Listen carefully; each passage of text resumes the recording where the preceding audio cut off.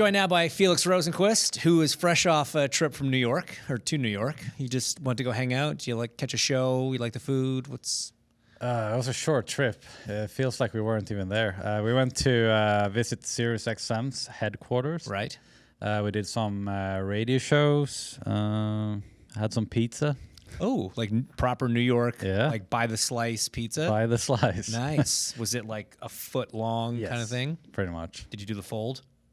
I did. Okay. Yeah. They really liked that. They're It's like, a whole this is a thing. proper New Yorker. New Yorker. New Yorker.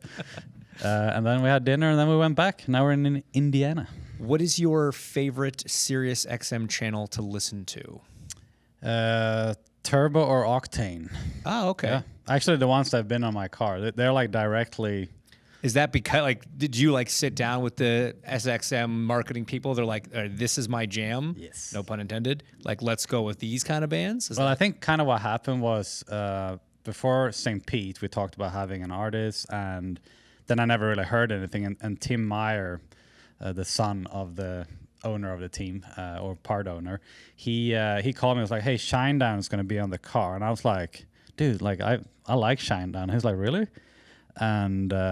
And I think he thought it was just cool that I liked them, and Right. I knew like the names of the guys and all that stuff. And after that, he was like we should do more of this like fro music.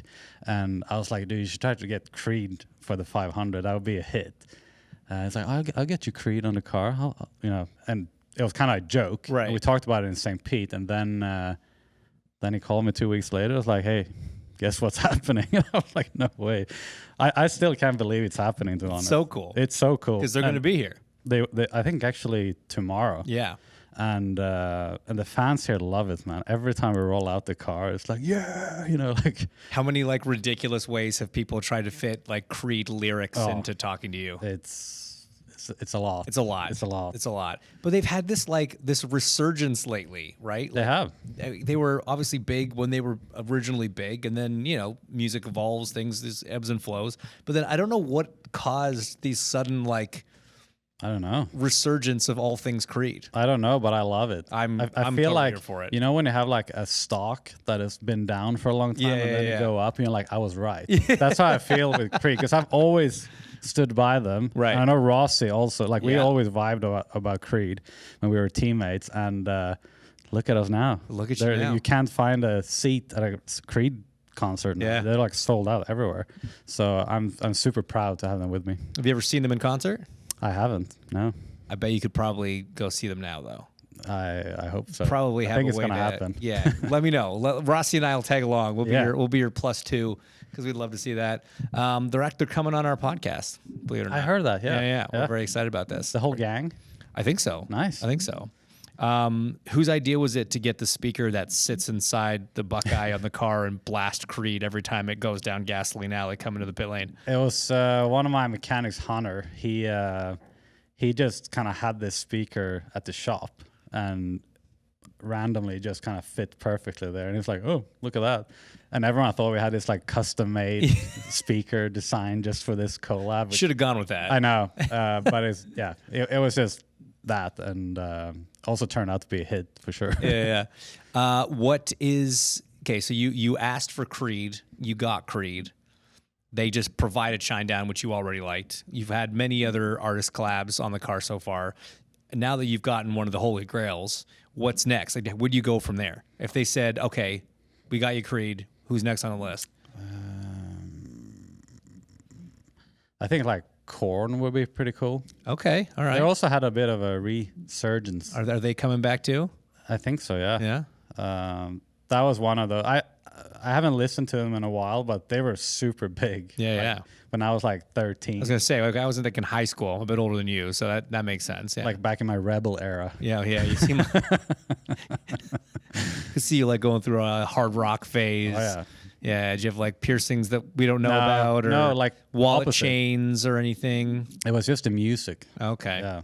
I looked the same. Okay, you're still good, wholesome fro. Yes, very but wholesome. Got it. All right, let's talk race cars.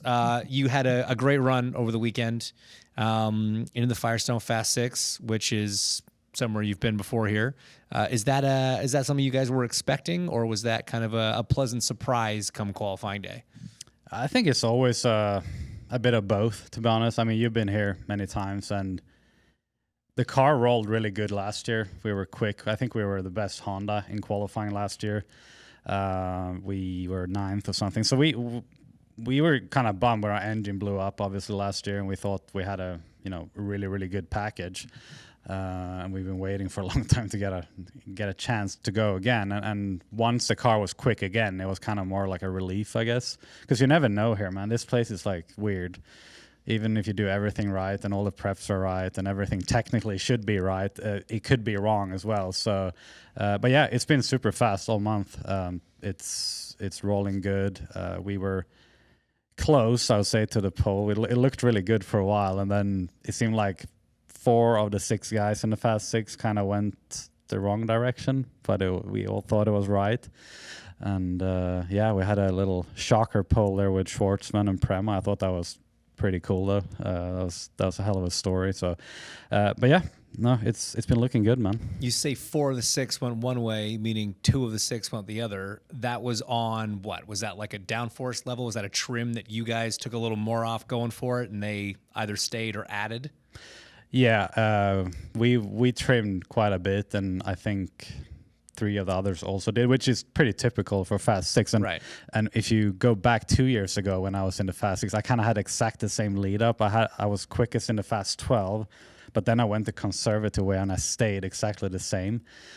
And after that, I regretted it so much because it was a pretty easy run. I was like, I should have trimmed more. And so this year I was like, we're not gonna be conservative. We're going all in for this Fast 6. We're going for the pole. And it felt good. Like I was hitting the limiter down the front stretch. I think I hit 240. I think also we had the fastest top speed. But as soon as I turned, it was just kind of like my rev lights just like whoop, disappeared from the dash and never came back. So yeah, that happens sometimes. But it was a long and demanding qualifying for everyone, more than what I can remember. I feel like a lot of people have been saying that too. Well, a lot of people are saying that just the runs in general are so difficult this year because the car is more tricky to drive, especially on the limit like that. So when that's the case, when you come to not necessarily a year, but a generation of car, a configuration of car that is so sketchy, for lack of a better term, in qualifying.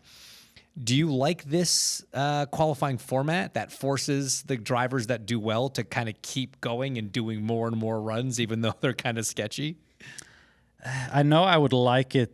I would love it as a fan.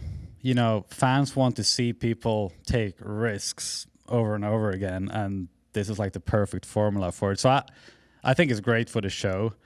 Do I love the stress and anxiety and chaos that comes with it? I mean, looking back at it, I would say it was a cool thing. Like all the engineers, all the mechanics, and me, like we're constantly, every time the weather changed like 1 Fahrenheit, we would go, we need to have this on the car, we need to take this out of the car, we need this COP, and technically this COP should be like last year. Like it's just a constant like calculation. It's like launching a rocket to space. I'm not kidding. It's super complex, and you kind of have to be in the middle of all that and take decisions as well.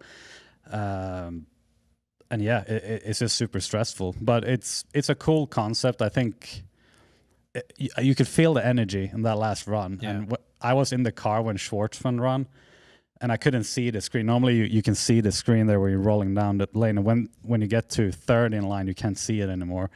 And I could just hear the people like cheering him on. I was like, oh, this is must be a good run. It must be a pretty good run. And yeah, it wasn't enough, but it was a cool day for sure. I was tired afterwards, really tired. When you are talking about how all these decisions are being made kind of dynamically, right? Once the car is in line, the setup for the most part is decided on. You guys have gone on with that. But as the wind changes in line, as the temperature changes in line, do you like being very active in those conversations with the engineers? Or at that point, you're like, let me just try. You guys know the numbers. You've got the charts and the graphs, and we've talked to get all that information, sorted and filled out in the chart up to this point.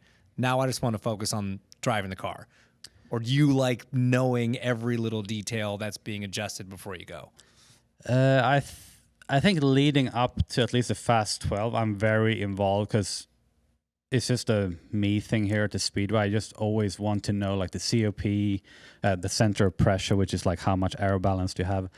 I just need to know everything because it's like I'm always bogging my engineer. Like, what is this? What is that? What? Like, where are we now with this temperature? And it's just for me to find more confidence to when I'm out there. I just gonna trust the car, right? And he kind of does the same with the mechanics. You know, he just keeps going on and make sure everything is right. But once we got to the Fast 6, I told him, like, dude, like, you just put on whatever you need here on the car. I'm just gonna focus. I'm just gonna go flat, and there you go. So the Fast 6, I feel like everything changes a little bit. I mean, because of that, like you talk about just having to trust the car and you trust your engineer in that. I mean, how important for you is that relationship with your race engineer? It's huge. I think on a road course it's a little bit different, where you can sort of adapt to things and you can trust the engineer more. In a way, it's also more dynamic in terms of, you know, you're braking, you're turning left and right and accelerating. Like here, everything is just so fine-tuned, and I feel like you need to be part of that.